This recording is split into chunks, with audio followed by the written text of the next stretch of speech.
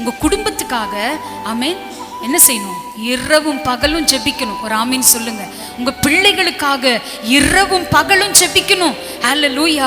நம்முடைய தேசத்திற்காக இரவும் பகலும் ஜெபிக்கணும். நெகேமியாட்டிருந்து நான் கற்றுக்கொள்ளுகிற பாடம், இரவும் பகலும் உம்மை நோக்கி மன்றாடி.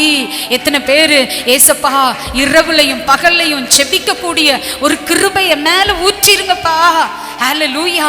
ஆமென். அப்ப வேதத்துல படிக்கிறோம், ஆமென், இரவும் பகலும் உமது அடியாராகிய இஸ்ரவேல் புத்திரருக்காக இன்று இரவும் பகலும் உமக்கு முன்பாக மன்றாடினேன்.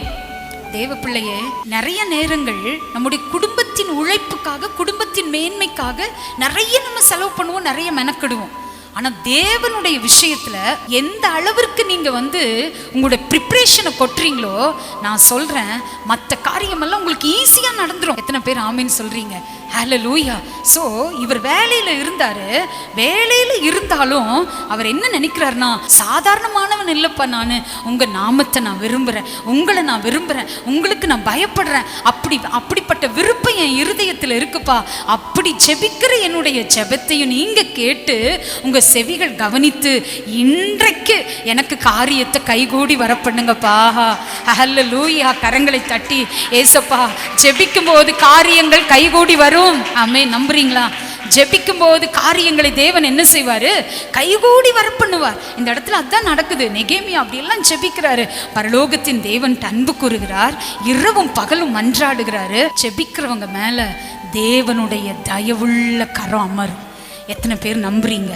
ஆமென். ஜெபிக்கிற பிள்ளை மேல, அப்பா மேல அன்பு கூறுற பிள்ளை மேல, ஹல்லேலூயா, பரலோகத்தின் தேவனாகிய கர்த்தாவே உண்மையில் நான் அன்பு கூறுகிறேன். தேவ பிள்ளையே, உண்மையா அவரை நேசிக்கும் போது அவர் நடத்துற விதங்கள் ஆச்சரியமா இருக்கும்.